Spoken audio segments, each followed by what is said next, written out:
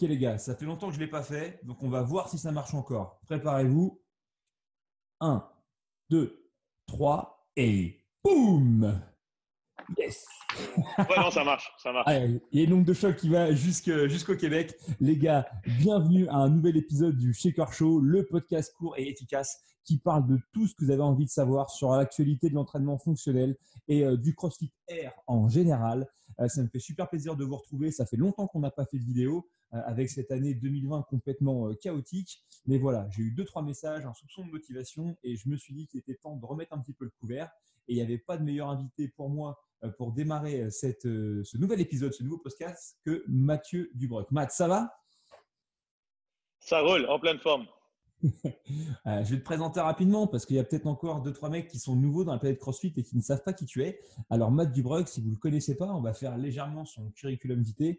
Et bah Matt, il travaille comme Flowmaster au sein du Seminar Staff, c'est-à-dire qu'il va diriger des formations pour CrossFit, notamment le niveau 1 et le niveau 2. Il est également le head coach d'une box qui s'appelle CrossFit Laval, qui est à côté de Montréal. Si un jour vous êtes de passage en vacances, allez vous entraîner là-bas, c'est vraiment mortel. Et il est également l'un des directeurs de Force 5. Force 5, c'est différentes choses. C'est une programmation, c'est un blog en ligne, c'est également une marque d'équipement pour s'entraîner à l'OCR, si je ne dis pas de bêtises. Bref, c'est un mec multicasquette et c'est aussi un très bon pote et c'est pour ça que je suis super content de le retrouver. Yes, bon, ben merci. Je vais aller chercher justement une casquette pour cacher. Je commence à avoir la même coupe de cheveux que toi, là. Qu'est-ce que tu entends par là? On commence à perdre des cheveux, quoi. Ouais, je pensais là, tu vois, j'ai bon, un truc qui n'est même pas un book, tu vois, et je le raconte souvent, mais tu vois, je me suis toujours voulu avoir une grosse barbe, ça n'arrivera sans doute jamais. Par contre, j'ai déjà des poils blancs là-dessus, tu vois, et je me dis, c'est quand même dégueulasse. Je suis même pas passé par le stade de l'homme vraiment développé que déjà Dieu m'envoie des signaux pour me dire que je suis bientôt recyclé, tu vois. Et bon, qu'est-ce que tu veux, c'est comme ça, on fait avec. Moi, c'est les sourcils, là. Je commence à avoir des sourcils blancs. Bon, dis-moi, Matt, comment ça va? À quoi ça ressemble l'activité d'un honneur en ce moment au Québec? Ben, au Québec, tu vois, on vient de nous dire on cancelle Noël, on annule Noël. Donc, pour le moment, techniquement, on est fermé jusqu'au 11 janvier. À mon avis, si on fait un pourcentage, on a 10% de chance d'ouvrir en janvier et un peu plus de chance d'ouvrir en mars. Donc, un owner en ce moment, c'est ou quelqu'un qui est très fâché et qui passe son temps sur les réseaux sociaux à dire qu'il y a des problèmes, ou comme moi, qui passe son temps sur les réseaux sociaux pour faire des entraînements virtuels. C'est un ou l'autre. Il n'y a pas les deux. On a un peu le même truc. C'est votre deuxième confinement, vous aussi, au Québec, si je dis pas de bêtises. Techniquement, c'est pas un confinement, mais deuxième fois qu'ils ferment les gyms. Mais plusieurs trucs sont encore ouverts. Nous, on n'a pas eu de couvre-feu ou de trucs comme ça. Ok. Et le premier confinement que vous avez vécu, il avait duré combien de temps? Tu te souviens? 3 mois et quelques. Ok. Puis là, moi, j'ai été fermé le 10 octobre. Ouais, Donc, d'accord. Donc mais là, on s'enligne, à mon avis, pour 3-4 mois ok, donc c'est une longue période de passés. temps, tu vois. Bah, je te pose la question parce que bah, en France, on a un peu un truc analogue. On a eu, je veux pas dire de bêtises, mais mars, avril, mai, peut-être un petit peu plus de confinement, Mhm. 3 bons mois. Après, on a eu une réouverture au moment de l'été ou du moins des aménagements pour pouvoir s'entraîner au moins à l'extérieur. Et là, on est reparti sur une nouvelle période de fermeture, hein, donc courant du moins novembre, décembre, et s'il devrait également courir jusqu'en janvier. Donc c'est voilà, c'est pour faire aussi comprendre, et attention, hein, j'attaque personne, etc. Mais pour dire que c'est un problème global et qu'en fait, bah, il n'y a pas que chez nous hein, qu'on subit des fermetures. Et bon, bah, apparemment au Québec, ça a l'air d'être plus sympa qu'en France. Donc bon, voilà, c'est pas la panacée, mais en tout cas, c'est un truc que tout le monde va retrouver. Malheureusement, oui.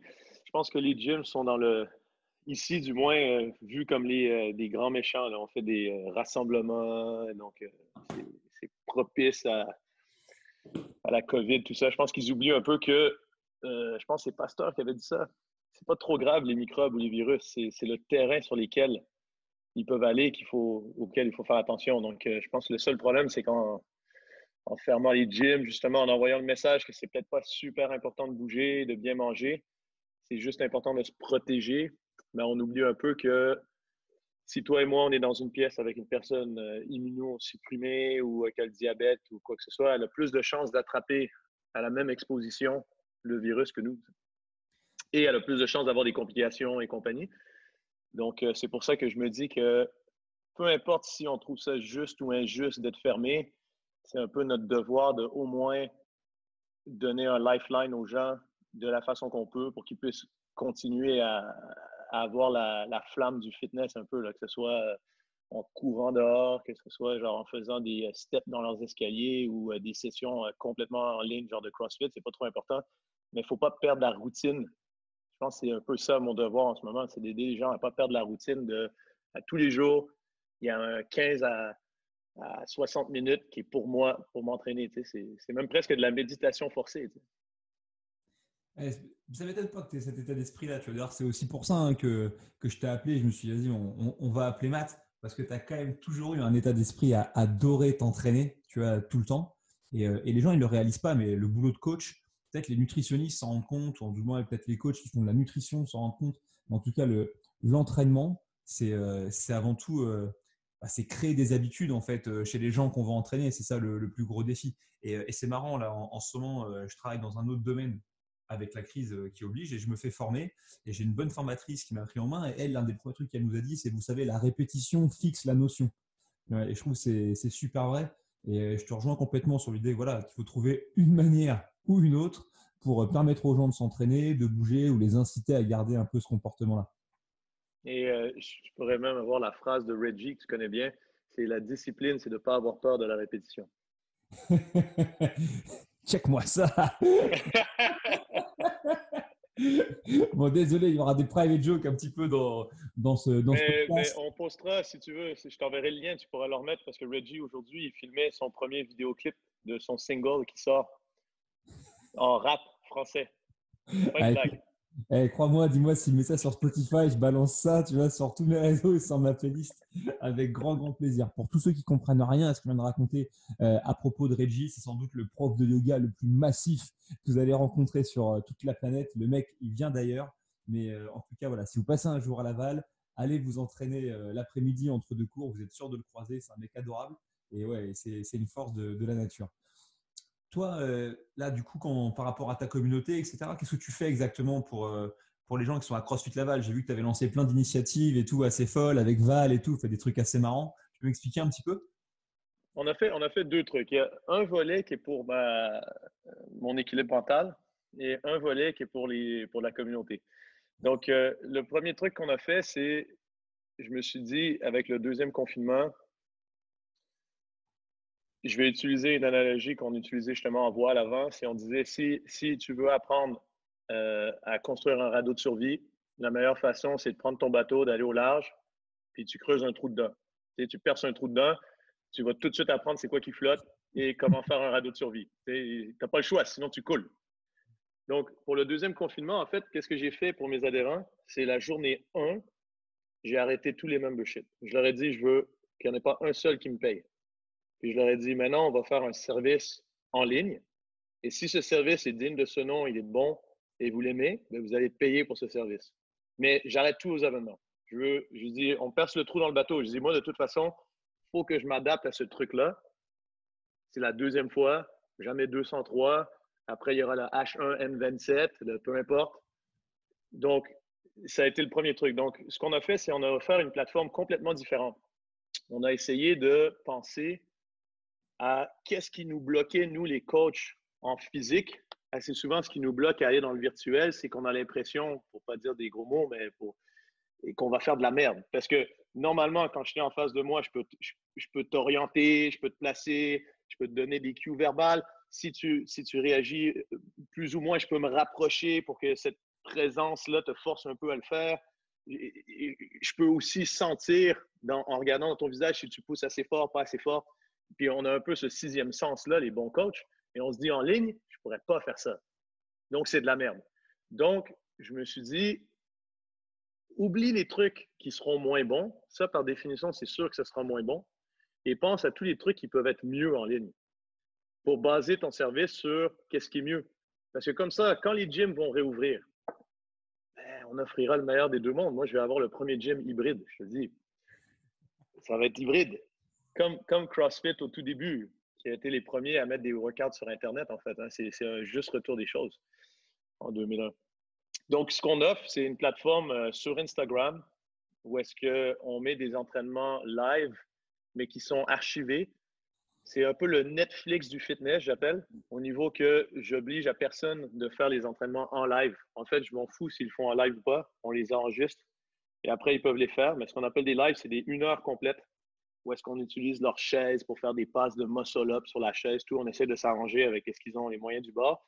Et c'est sûr qu'on demande un équipement minimal, d'exemple, 2 dumbbells. Puis après ça, on a des entraînements express. Ça, c'est la partie où est-ce que j'avais tendance à dire, ben, ça va être de la merde parce que ça ne sera pas aussi bon que dans le gym.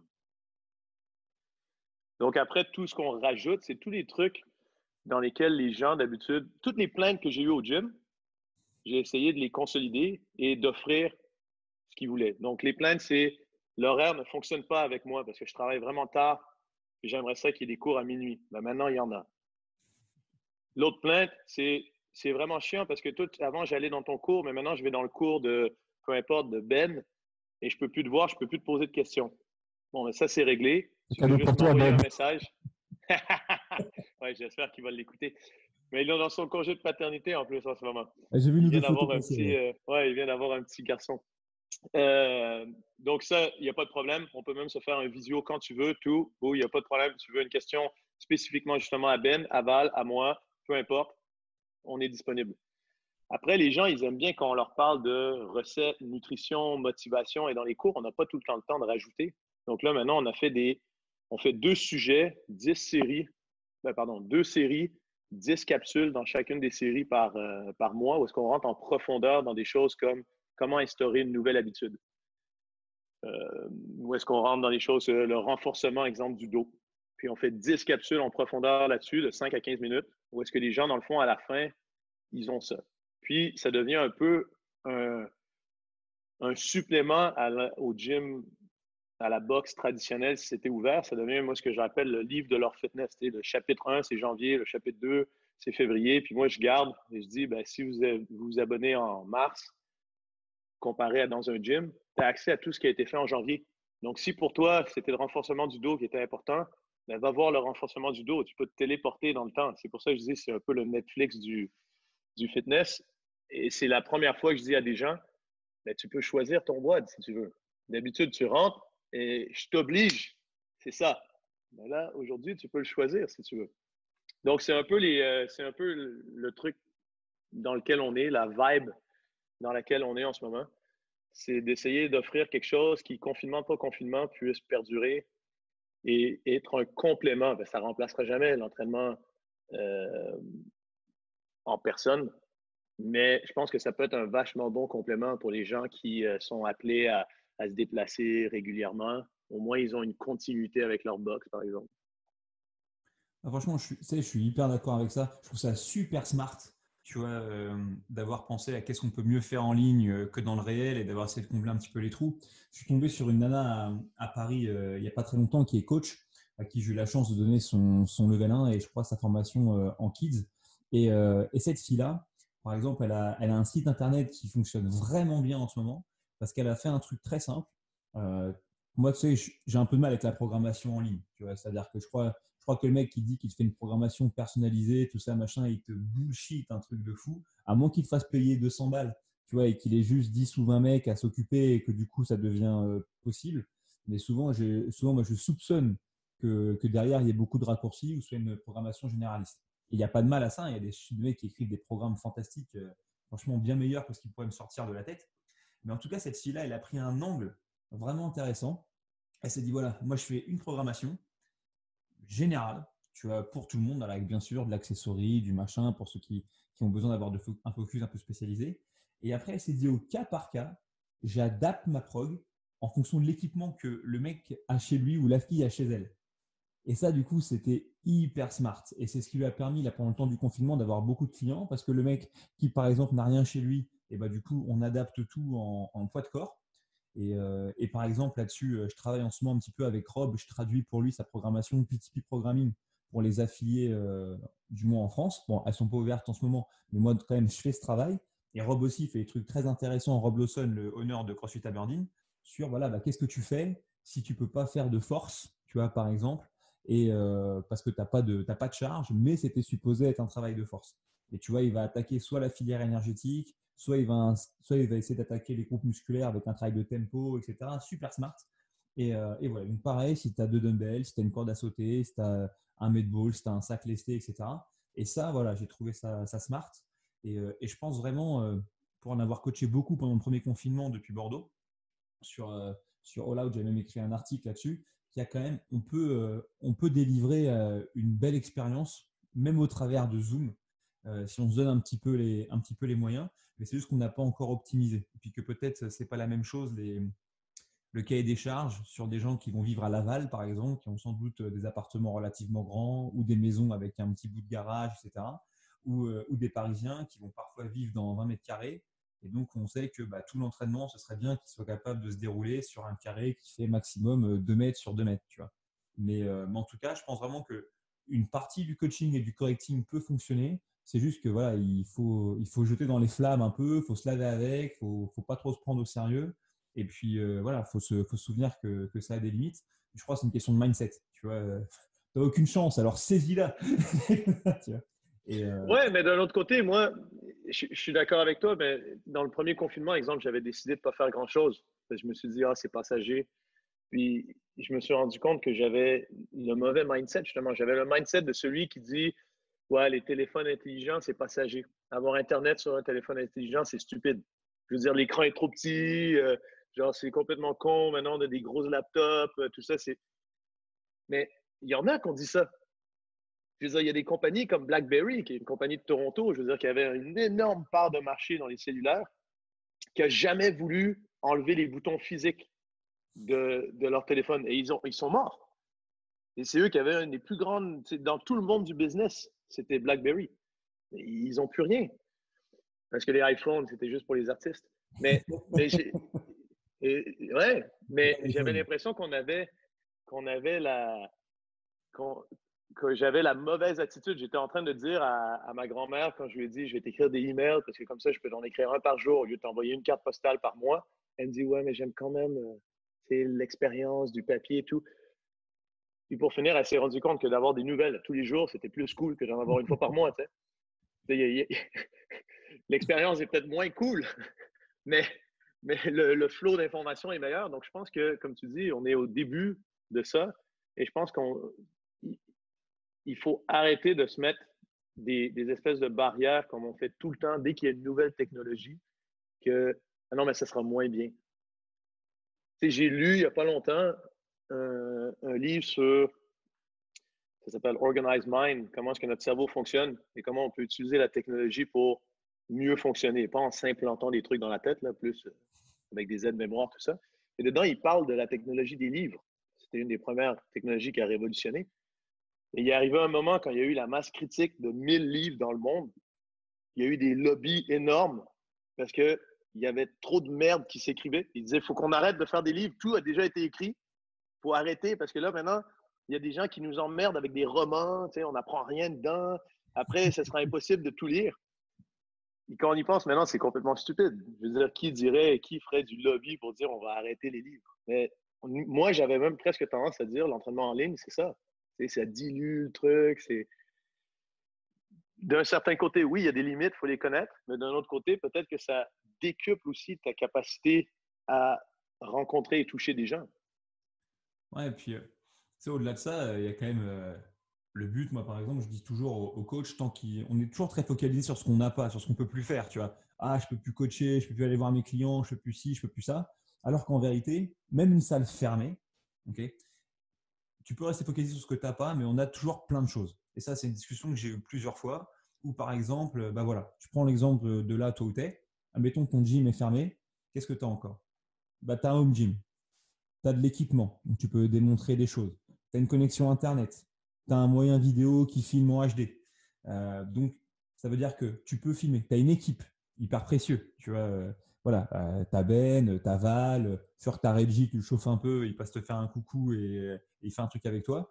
Et donc, en fait, sans s'en rendre compte, on peut être focalisé sur ce qu'on n'a pas, mais on peut toujours craquer le code. Tu vois, donc, tu as toujours des trucs que tu as. Donc, tu peux faire des capsules de formation, tu peux passer des coups de téléphone de service à tes athlètes pour savoir comment ils vont. Je sais qu'à Paris, par exemple, David, le head coach du Louvre, et le head coach aussi de Louvre 3, JM, que tu connais, ils ont passé un temps, mec, à essayer de contacter un maximum de membres pour faire des entretiens avec eux, pour savoir voilà, comment ça se passe, comment ça va la nutrition, en termes d'entraînement, qu'est-ce qu'on pourrait faire pour te filer un coup de main, etc. Et donc finalement, c'est riche parce que le véritable enjeu, c'est aussi de donner envie aux gens de revenir quand les salles vont réouvrir.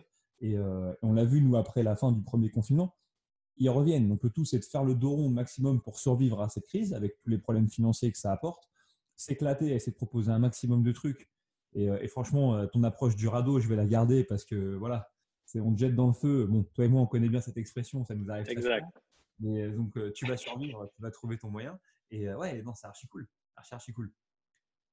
Et de toute façon, c'est pas un truc parce que pour arrêter un peu sur le confinement, de toute manière, toi, tu as toujours une volonté aussi de partager. Moi, je parle souvent de toi dans les formations que je donne pour les enfants, parce que les Français ont toujours du mal à avoir de la ressource qui vienne un petit peu de CrossFit dans une langue qu'ils comprennent. Et tu as été aussi l'un des premiers de toi-même à prendre des bouquins qui sont relativement connus ou reconnus aux États-Unis sur le sport, à les potasser et à les partager en français. Je pense à ce que tu as fait sur la méthode Conjugate, je pense à Waterlog sur toutes les théories sur l'hydratation. T'inquiète pas, j'en ai écouté un paquet de tes podcasts. Ça va parfois éviter de lire certains bouquins que j'avais pas du tout envie de lire. Ouais, mais c'était ça l'idée. Et en fait, c'est ce qui m'a sauvé, moi, dans le premier confinement. Parce que dans ma vie, bien que j'ai fait ici, on appelle ça des bacs, mais vous, c'est des licences.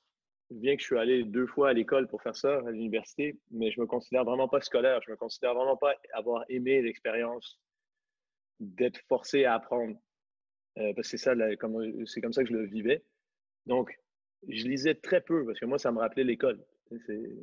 Puis dans le premier confinement, j'ai par hasard entendu parler d'un Canadien qui s'appelle Scott Young, qui a écrit un livre qui s'appelle Ultra Learning et qui est un gars qui t'explique que dans le fond, si tu veux apprendre quelque chose, genre si tu montes un système pour l'apprendre, tu peux apprendre n'importe quoi. Lui, en 1 an, il a fait un bac de programmation du MIT c'est une licence au MIT qui prend 4 ans normalement.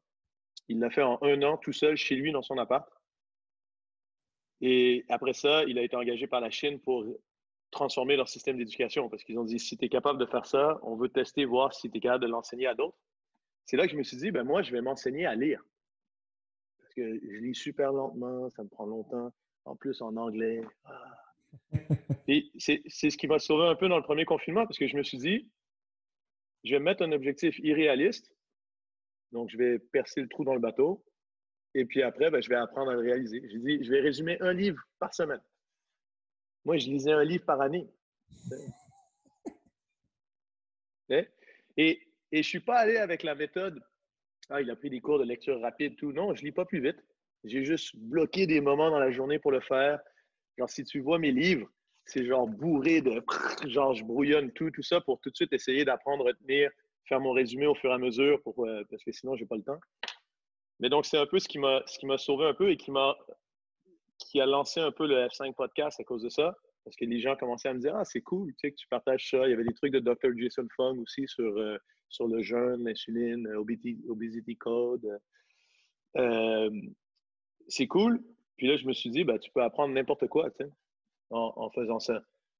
Puis là, je fais juste moins les résumés. Je fais d'autres podcasts plus drôles en ce moment. Mais lire et partager des trucs, ça m'a montré que l'Internet, il n'y a pas justement juste de la merde. Tu sais, tu peux décider d'en faire, c'est complètement neutre comme outil. Tu peux décider d'en faire un truc ultra bien ou tu peux décider de passer des heures et des heures à scroller sur ton feed, à rien faire. Je veux dire, c'est pas l'Internet qui te cause ça, c'est ton utilisation. Tu sais. Certain, tu fais des podcasts plus drôles parce que tu travailles plus avec Val. Ouais, il n'y a pas le choix. Il n'y a pas le choix parce que nous, il faut qu'on soit en bulle. Donc là, c'est la seule personne que je peux voir, tu sais, à l'extérieur. Donc, il n'y a pas le choix. Il n'y a pas le choix. Ouais, j'en ai fait quelques-uns avec Val. J'en ai fait un avec ma soeur dernièrement. J'en ai fait un aussi avec un ostéo de Croatie, Adnan, un gars qui est arrivé ici il y a quelques années. Un super gars aussi, quand on parle de justement ultra learning, là, un genre de gars qui ne parlait pas français, pas anglais quand il est arrivé. Maintenant, je veux dire, il est quand même ostéopathe, kinésiologue. Il parle couramment français, anglais, tout ce que tu veux. Là. C'est un gars cool, quoi. Mais c'est plus léger, exemple. On se met pas de. Je sais pas. Comme là, on est en train de faire, on n'a pas nécessairement. J'ai pas besoin de résumer un livre de 1000 pages comme Ray Dalio, Principles, parce que j'ai besoin d'avoir mes notes et me préparer pendant 2 jours avant à faire une lecture, tu sais. Non, non, au contraire, je pense que là, moins on a de notes et mieux c'est en vérité. Non, ce n'est pas de souci. Et autre sujet que j'avais envie d'aborder avec toi, parce que c'est un truc un peu pas forcément brûlant, pas forcément brûlant en France, mais peut-être pour beaucoup de gens qui vont regarder ou qui vont écouter ce podcast, c'est un sujet, c'est le sujet de la formation.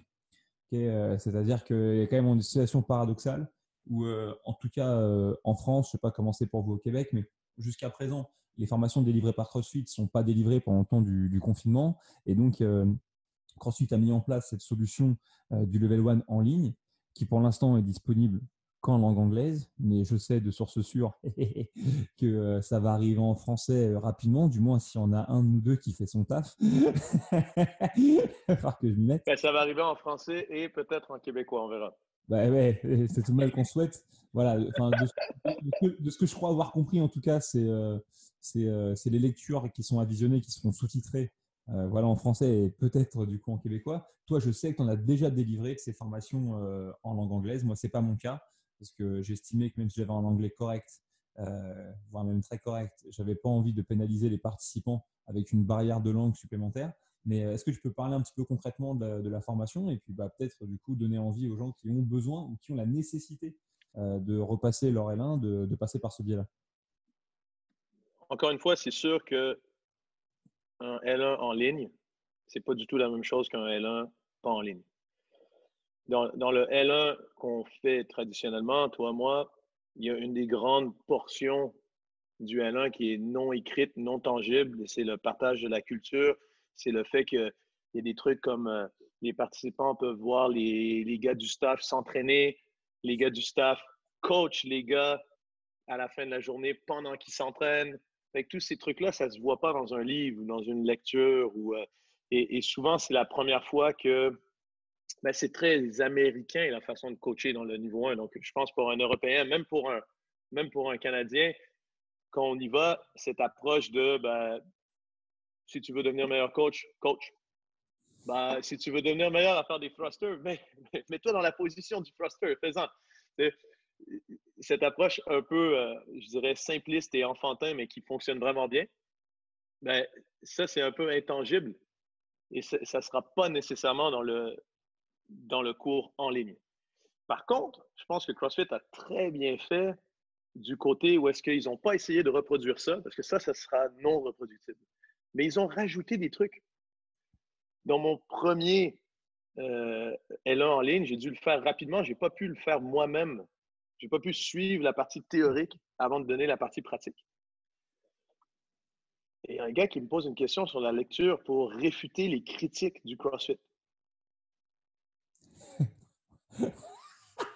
C'est quoi cette J'ai lecture? dit, j'ai dit, moi j'ai donné 10 ans de L1. J'ai jamais entendu parler de cette lecture-là. Mais parce que c'est rajouté, ça. C'est une section qui c'est pas une lecture, mais bon, lui, il a utilisé ce terme-là. Mais c'est une section qui est rajoutée.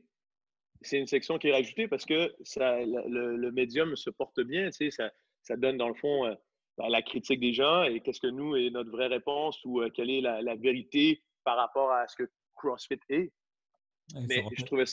je trouvais ça génial qu'il y ait ça. Donc, il y a des choses que les gens vont pouvoir aller chercher sur le niveau 1 en ligne qu'ils n'auront pas dans le niveau 1 hors ligne. Et il y a des choses dans le niveau hors ligne qu'ils n'auront pas dans le niveau en ligne, ça c'est sûr. Ouais, je pense que Après, cette tronçon là, c'est aussi une bonne représentation des questions qu'on peut recevoir qui sont écrites nulle part, mais voilà, de la part des participants qui ont souvent plein de questions et souvent ces questions elles sont en rapport avec les critiques autour du CrossFit. Donc c'est vrai que c'est smart d'avoir fait ça. exact, non, ça, ils m'ont surpris, c'était bien. Et après la section pratique, je dirais que si on est dans un endroit où les box sont fermés, c'est les participants qui m'ont donné ça dans le feedback. Ils m'ont dit ça a excédé de loin leurs attentes parce que je leur ai montré comment, juste devant un écran, j'étais capable de les coacher pendant 3 heures sur des mouvements sans poids. Ils ont dit, maintenant, on n'a plus peur genre d'aller faire une session Zoom avec nos participants et de mettre une petite partie technique de 5 ou 10 minutes parce qu'avant, on avait tendance à ouais, on peut pas. Donc, on leur donne les balises aussi de ben, regardez, je vous explique. OK, on s'éloigne de la caméra, on va se placer, mais on leur explique aussi comment est-ce qu'on le fait parce que dans le niveau 1, c'est un peu la base du niveau 1. Si on démystifie un petit peu ce que l'entraîneur fait. Mais là, on le fait au niveau virtuel, puis on leur explique. Voici comment on peut highlighter. Là, vous allez juste me voir à l'écran. C'est important parce que c'est moi qui démo. Là, maintenant, on va regarder Ellie, donc je vais changer le focus juste sur Ellie, mais juste des petits trucs comme ça a allumé des participants qui sont comme Wow, je peux ouvrir ma box virtuellement. En plus, je pense que des fois, c'est marrant. Tu prends le nombre de personnes, par exemple, qui vont aller commenter un post Instagram, genre posté par CrossFit, ou il y en a eu un sur CrossFit France il n'y a pas longtemps, où on voit un mec en train de squatter et on demande à la communauté, OK les gars, qu'est-ce que vous voyez comme faute là-dessus et quelle correction vous pourriez donner? Et en fait, les gens, avec le médium de l'écran, ils sont finalement assez à l'aise. Tu vois ce que je veux dire avec, je sais pas pourquoi, avec les gens placés de côté, ou finalement ça les transpose dans un truc où ils sont en mode analyse, tu vois. Et alors que très souvent, tu mettrais le même mec en train de bouger en phase 2 dans le cadre d'un niveau 2, par exemple, et peut-être que cette faculté d'analyse passerait moins bien du fait qu'ils sont face à une vraie personne en 3D, tu vois, et que du coup peut-être la chose devient plus complexe. C'est vrai que les pixels, au moins quand ça va dans une direction qui n'est pas la bonne, c'est plus facile à analyser, quoi. Non, c'est cool. Non, ça, c'est vraiment vrai. Mais donc, je pense que l'un n'empêche pas l'autre. Je pense que honnêtement, euh, connaissant CrossFit, parce que bon, nous, on est chanceux, on voit des deux côtés, teneur de boxe et on travaille pour CrossFit, mais ils sont extrêmement réceptifs au feedback. Je veux dire, moi, j'en ai donné quelques-uns, j'ai donné du feedback, ça a déjà été transmis aux autres personnes qui le donnent, et moi, j'ai déjà reçu du feedback des autres qui le donnent. Ce que je veux dire, c'est que le cours évolue très rapidement, et je pense que cette capacité à faire ça, ben, moi, c'est ce que je veux copier pour ma boxe. Parce que CrossFit ne veut pas. On peut, on peut critiquer CrossFit pour plein de choses. Puis dernièrement, il y a eu plein de critiques de CrossFit. Bon, avec le premier confinement, on s'en rappelle. Mais il y a un truc sur lequel ils sont exceptionnels, c'est que quand on y pense, CrossFit, depuis le début, ben, c'est une entreprise d'entraînement virtuel. C'est la plus grande entreprise d'entraînement au monde, avec le plus de box au monde, et eux, ils ont un quartier général, c'est tout. Je veux dire, c'est comme Uber qui est plus gros que les taxis, mais ils possèdent pas une seule auto. Fait que je veux dire, le modèle de CrossFit, au départ, était déjà comme semi-virtuel, décentralisé. Donc, il faut arrêter, genre de, ben, si j'ai pas de box, je peux être comme CrossFit. J'ai pas de box, j'ai un site Internet, ben, je suis CrossFit. C'est la même chose. J'ai compris il n'y a pas longtemps, euh, au travers d'une formation que j'ai faite, qu'en fait, CrossFit, c'était en tant qu'entreprise, une entreprise B2B.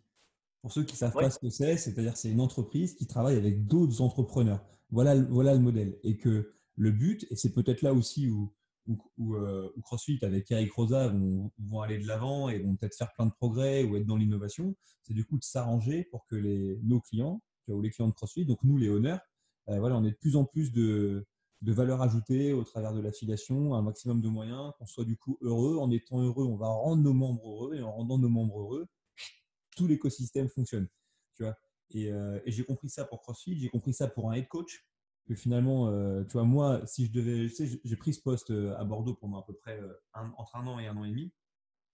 Et malgré tout, je réalise que même si je ne pense pas avoir spécialement démérité, mais je me dis tout le temps, j'ai été très préoccupé par les membres, l'expérience des athlètes, etc. Alors attention, j'espère que j'ai pris soin aussi de l'équipe avec laquelle j'ai travaillé, même s'il y a eu des moments difficiles.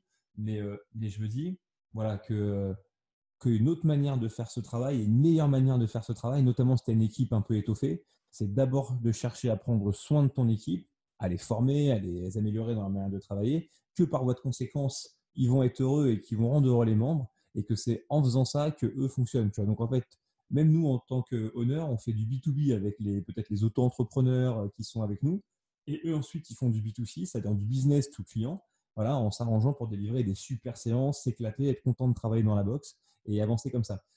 Franchement, c'est très con. J'ai compris ça cette semaine, alors que bah, tu le sais très bien, ça fait 8 ans que je travaille là-dedans. Tu vois, et mine de rien, il y a des lumières qui s'allument. ouais, non, c'est vraiment cool. Mais je pense que ça sert à ça, le confinement. Hein. On regarde les trucs, on focus sur ce qu'on n'a pas, comme tu dis, mais au moins, on peut focuser sur ce qu'on apprend. Et moi, ça m'a définitivement recentrer sur c'est quoi vraiment notre travail. Parce que si quand la boxe ferme, tu as l'impression de tout perdre, et si comme adhérent, tes adhérents, ils ont l'impression de tout perdre, pas, il y a un truc qu'on a mal fait parce que notre service, c'est pas la boxe. Notre service, c'est le fitness. C'est le fitness. Tu peux pas confiner le fitness. Je veux dire, c'est. Donc, moi, je me suis vraiment questionné sur le fait que, dans le fond, je me suis rendu compte qu'une des grosses erreurs que j'ai fait dans les 11 dernières années sur ma boxe, c'est que mes clients ne sont pas assez indépendants. Je veux dire, pour eux, c'est la fin du monde si je ferme, même s'ils ont encore accès à moi. Mais en plus, moi, j'ai loué mon équipement. Hein. Mon équipement, il est tout sorti de la boxe. C'est mes membres qui l'ont. J'ai dit, t'as l'équipement, t'as le même temps qu'avant, même peut-être plus. T'as les connaissances qui sont là, mais tout d'un coup, le fitness a disparu. C'est bizarre. Mais il y a un truc qui manque, tu sais. Ouais, après, tu as le côté intangible. C'est aussi pour ça, quand même, les cours Zoom, contrairement à ce qu'on peut croire, c'est que moi, je trouve ça très bien, les cours qui sont enregistrés, disponibles à toute heure. Mais je crois vraiment aussi à l'intelligence du cours Zoom parce que Ouais. c'est comme quand tu es au cinéma. Si tu veux, tout le monde regarde le même écran, mais le public vit un truc ensemble. Tu vois, ils ont peur en même temps, ils rigolent en même temps, etc. Et dans les cours Zoom, bah, des fois, même là, pendant le premier confinement notamment, j'ai fait pas mal de cours en Zoom. J'avais accès à la boxe. Hein. J'étais à Bordeaux, ça fait 1000 mètres carrés. C'est un truc ultra fat. Et franchement, quand je poussais la porte de la boxe pour aller tourner les vidéos, etc., du haut du lendemain, donc je voulais quand même m'entraîner un peu avant, j'avais zéro putain de motivation, vraiment le néant. Et très souvent, les meilleures séances que j'ai faites, ouais, bah c'est ça, c'était le Zoom avec une paire de dumbbells, etc. Donc voilà. Après, j'ai trouvé d'autres solutions, d'autres sources de motivation. Mais je crois, voilà, le partage, entre guillemets, le fait d'être avec d'autres personnes, ça, c'est un truc quand même, c'est un vrai moteur. Ouais, c'est de savoir, dans le fond, qu'il y en a qui font la même chose que toi. Et ça peut être potentiellement. En fait, nous, comment on a essayé de le recréer, c'est qu'il y a quelques personnes qui le font en live, mais la plupart, en fait, ils ont gardé leurs heures de cours. Donc, il y a le groupe de 4 heures, par exemple, de l'après-midi, 16 heures. Euh, ben, eux, ils mettent leurs comments en même temps, tu sais. Mais ils le mettent pas. Ils attendent, tu sais, il y a toujours comme un ordre. Tu sais, ils attendent que c'est, exemple, Ellie qui le met pour voir si je l'ai battu. Tu sais. Je ne veux pas lui donner mon résultat au cas où il attend pour essayer de me battre. Ça devient comme un mini open. Et c'est un peu ça le truc, c'est qu'ils savent, ah, j'ai pas le choix de le faire parce qu'Eli va poster son score. Et puis, ben, je veux essayer de le battre. Tu sais. Si je peux te mettre une douille. Et puis, autre point pour finir sur le level 1, mais quand même un truc que j'ai réalisé quand on a un petit peu discuté là, pour préparer un petit peu cet épisode-là, c'est quand même de se rendre compte que le L1 en ligne, là, on peut en penser ce qu'on veut, mais c'est quand même un ratio entre quoi, 5 à 7 participants, c'est ça? Ouais, Voilà, ouais. avec. J'en ai jamais eu plus que 6 en fait pour le moment. Ok.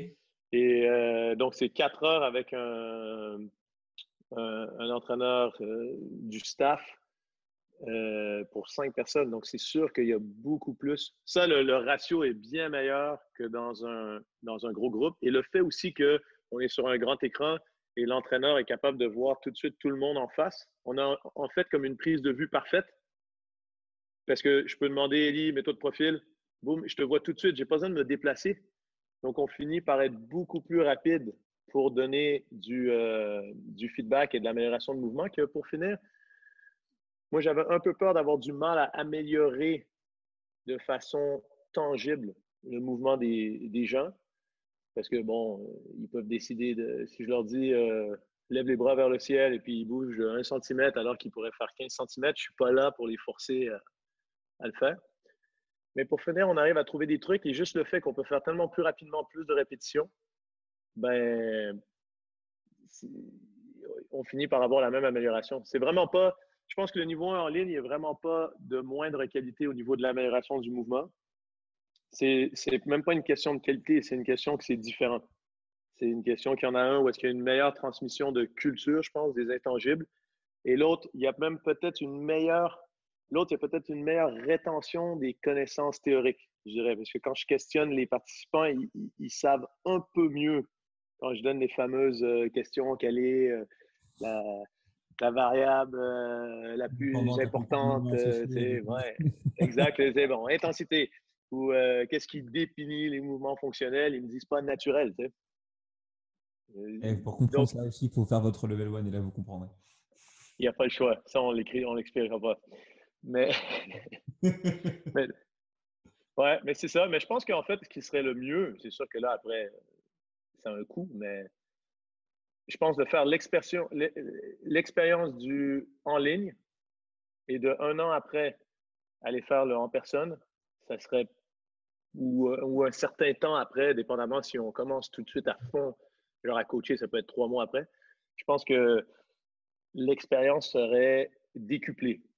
Tu sais quoi, je veux pas galvauder quoi que ce soit ou transmettre des informations confidentielles, mais j'ai assisté à un appel avec Eric Rosa. Je ne sais pas si tu étais dessus ou pas. Tu sais, les appels voilà, où il invite la plupart des membres du staff et des membres de l'équipe.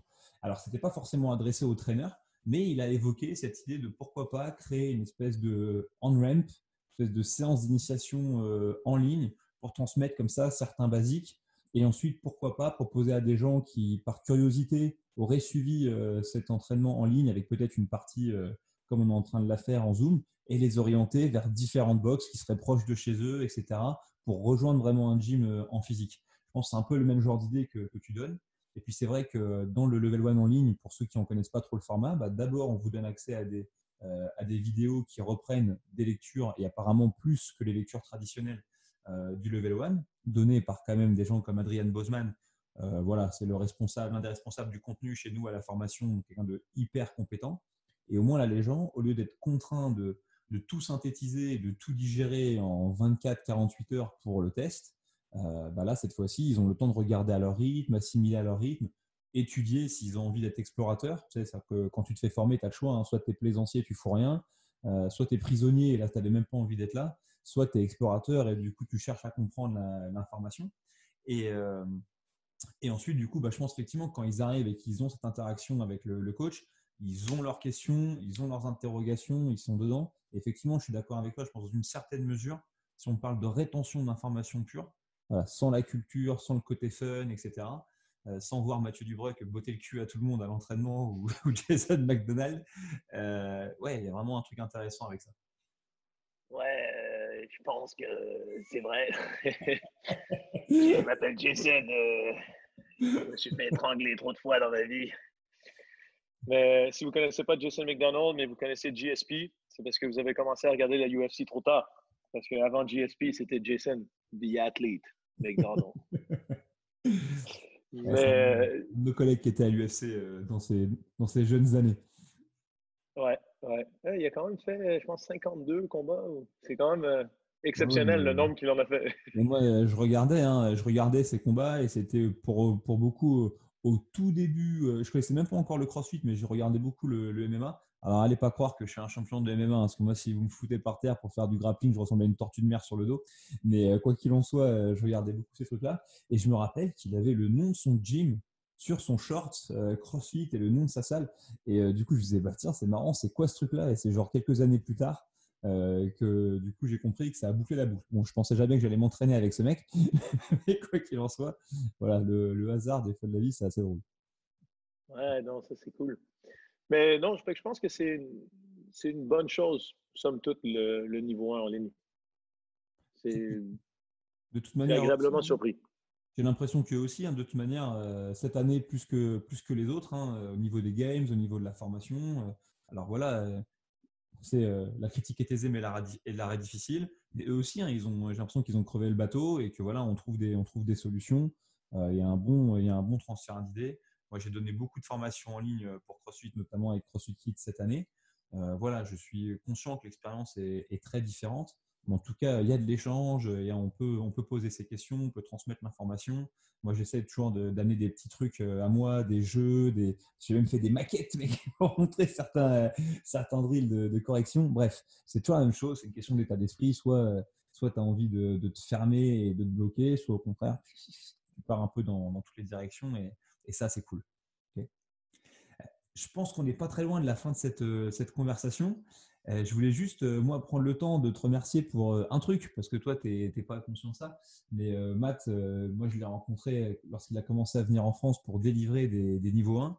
Et il a eu un impact hyper positif sur ma vision de l'entraînement et du CrossFit. Moi, je le dis, hein, j'ai quelques personnes comme ça avec qui j'ai pu m'entraîner qui m'ont fait, qui m'ont réappris ce que je pensais être l'entraînement avec le CrossFit, t'en fais partie. C'est-à-dire que tu as toujours un gros goût de l'entraînement, tu n'as pas peur de tester des protocoles un petit peu inédits qui pourraient sembler absurdes à certains. Hein. Mais je me rappelle très bien qu'une fois à l'échauffement, on faisait des back squats à 140 kg enchaînés avec des burpees pull-up. Et tu t'es foutu de ma gueule parce que j'avais des chaussures d'haltéro. Tu m'as dit, qu'est-ce que t'as? T'es blessé? T'avais une ceinture, je pense. T'avais une Des ceinture ceintures aussi. et tout. J'avais putain, tu rigoles ou quoi? Moi, j'avais un back squat à 200 kilos. J'arrivais avec une ceinture, des genouillères, chaussures d'haltéro, des bandes. Tu m'as dit, mais t'es blessé. Mais si t'as besoin d'être ça pour être fort, c'est que t'es pas vraiment fort. Tu vois, bon, bref, mon ego est crevé direct. J'ai un autre souvenir avec. Je crois qu'après ça, on avait enchaîné avec un WOD, en binôme, un binôme qui faisait des GHD sit-up pendant qu'un autre binôme faisait un maximum de reps de clean and jerk à 100 kilos ou je sais pas quoi. Je me rappelle très bien. Et puis cette marche sur les mains, par exemple, dans le couloir de la boxe à Paris, avec un plafond trop bas, et où on disait, ah, on ne pourra pas marcher sur les mains, la mat, vraiment, le plafond, il est trop bas. Et tu as dit, non, mais il n'y a pas de problème, on va plier les jambes et ça, ça va aller bien, tu vois. Et voilà, je ne sais pas si toi, tu t'en rappelles, il y a plein d'aventures, surtout, on aura l'occasion d'en rediscuter. Mais tu vois, il n'y a pas longtemps, j'ai fait de la marche sur les mains dans le couloir de mon immeuble. Tu vois, je pense peut-être que tu as vu passer 2-3 vidéos. Ouais, j'ai vu la story. J'ai vu la story. Ça m'a rappelé tout de suite d'ailleurs où est-ce qu'on l'avait fait Ouais, dans le vieux CrossFit Louvre. Ouais. la légende raconte que peut-être parfois mon appartement ressemble à un bar pendant la prohibition, tu vois, un bar clandestin. Sauf que là, c'est un gym. Mais ouais, c'est une autre histoire. Mais bon, en tout cas, ouais, je voulais prendre le temps aussi de te remercier parce que voilà, j'ai lancé ma petite initiative, là, tu le sais, pour partager des entraînements, partager un peu de contenu réalisé par des membres de la communauté. Et en fait, ce nom-là, All Out, et ben voilà, même si Julia il se fout toujours de ma gueule parce que je l'ai mis en un seul mot, tu vois, je l'ai comprimé, mais ça vient d'entraînement avec toi. Ok, voilà, et cette espèce d'idée un peu débile que ok, on va s'entraîner, on se pose pas de questions, on va à fond et on va rigoler. Et voilà, donc pour ceux qui des fois se demandent un peu ce que c'est et quel est l'état d'esprit, bah, sensiblement l'ADN au niveau de l'amour de l'entraînement et de l'envie d'y aller et de s'envoyer, bah, ça vient beaucoup de toi. Voilà, donc je voulais en profiter et te le dire. C'est vraiment gentil, merci. Puis, on va avoir d'autres expériences all out, t'inquiète pas. Parce qu'il n'y a pas le choix. T'inquiète pas, tu sais que les billets d'avion sont pas très chers là. Franchement, je me Non, demande c'est si vrai, c'est vrai. C'est ah vrai. oui, hein. Tu Peut-être peux te confiner dans mon garage. un petit coup à jouer. Tiens, et avant qu'on se quitte, ça te dérangerait, Justin, de le montrer vite fait ton garage gym? On voit, là. Qu'est-ce que c'est que la passion? Ça, c'est en bas. Bon, en haut, il y a quelques machines de torture. Là, en ce moment, il y a mon vélo de neige. C'est mon fat bike pour me déplacer. Je sais pas si tu veux qu'on monte. Ouais, Il, c'est déjà pas mal. il y a des escaliers, mais toi, tu as déjà testé les escaliers qui sont difficiles. Il ne faut pas avoir bu. C'est pas mon genre. Non, c'est clair. Ok, Matt. Bah, Bon, ben, même chose. Merci beaucoup. Parce qu'à chaque fois, si vous passez en France, allez voir CrossFit Louvre. Parce que eux, qu'est-ce qu'ils m'ont appris, CrossFit Louvre, c'est que même s'ils avaient énormément de clients, c'était pas une usine. C'était une vraie box CrossFit. Donc, il y a moyen de le faire. Parce que c'est un peu l'image qu'on a, nous, les Nord-Américains, c'est qu'on a des plus petites box. Du moins, dans le coin de Montréal, Québec, tout ça, c'est une grosse box, c'est 200 personnes. Donc, quand on voit un monstre à 1000 et quelques membres, on se dit, il n'y a personne qui se connaît, il n'y a pas de vibe. Mais pour finir, il y a une bonne vibe. Donc, ça, c'est cool. Pareil avec David et compagnie. Hein. Ils ont tous fait partie du truc. je manquerai On ne va pas donner trop de crédit à Daniel.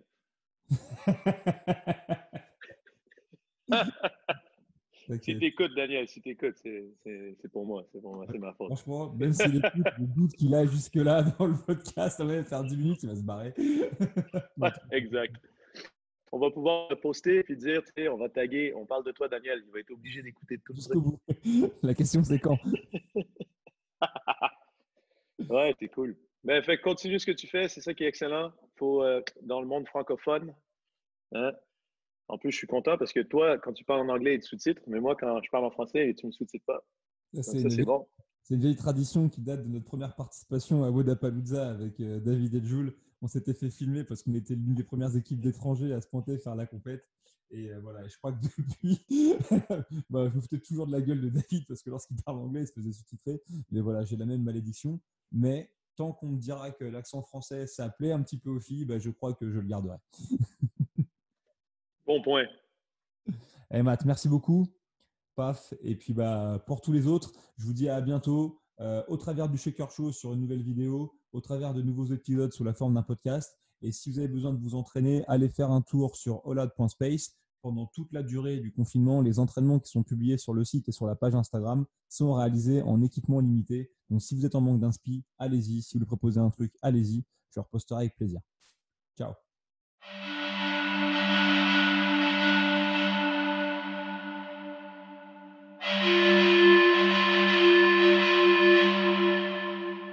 Yes, on est là.